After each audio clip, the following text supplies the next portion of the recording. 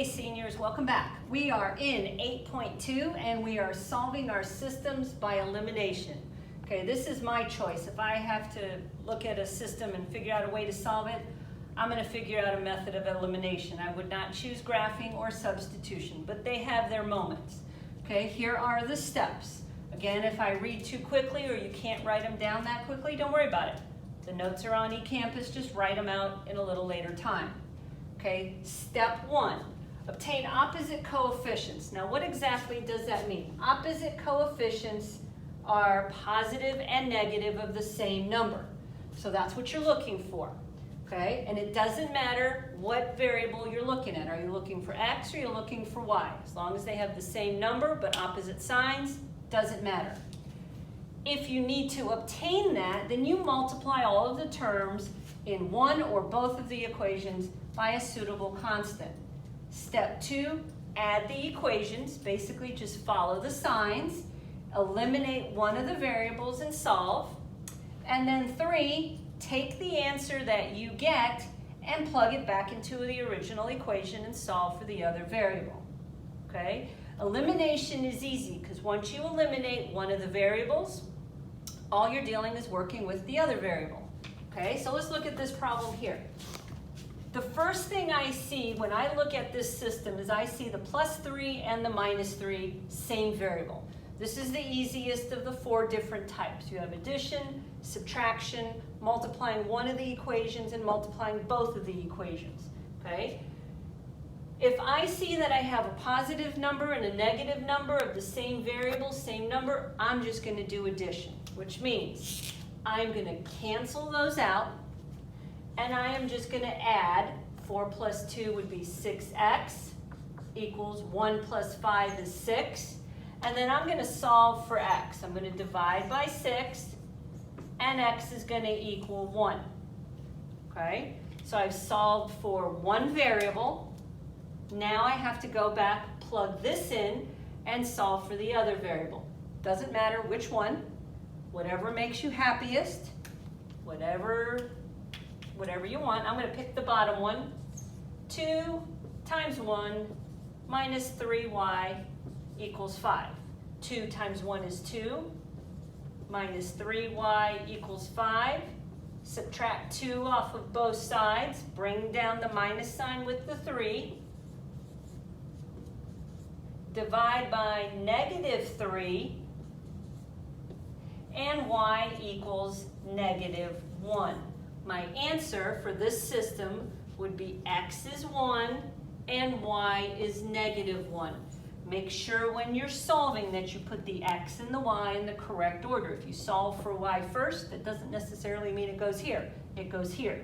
So be careful with that. Okay, so let me recap here.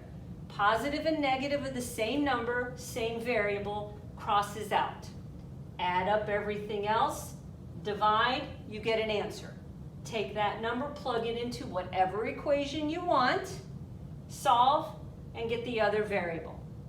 Okay? That is the easiest one there is.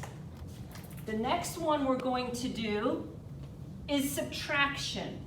Okay? And subtraction basically means that you have the same variable with the same number, but they also have the same sign. So this is subtraction. Okay? 2x plus 18y equals -9, and 4x plus 18y equals -27. So the difference between this problem and the first problem is I have two positives. Okay? I cannot eliminate this. Positive 18 and positive 18 is positive 36, so I can't eliminate.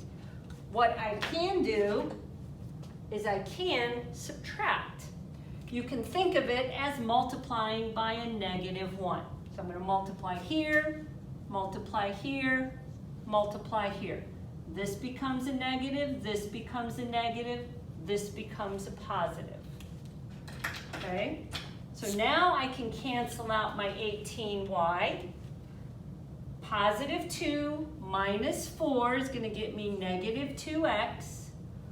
minus 9 plus 27 is going to get me a positive 18. Okay? Divide by negative 2, and x is negative 9. Take this, plug it back into any equation that you want. This has smaller numbers. Let's pick the first one.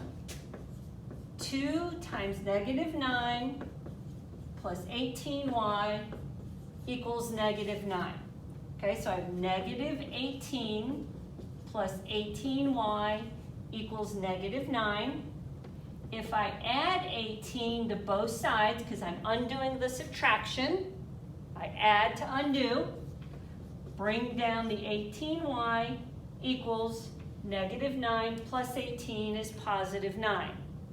Okay, divide by 18, and you get 9/18. Yes, you can get a fraction. It's not uncommon. Make sure you reduce your fraction. Okay, so my answer is going to be negative 9 1/2. That is not uncommon. This is why we can solve algebraically, because it's hard to graph that and come up with a half. So we have addition and we have subtraction. The difference is this already has opposite signs.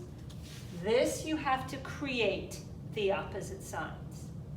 Okay, if you have any questions, leave a comment or email me.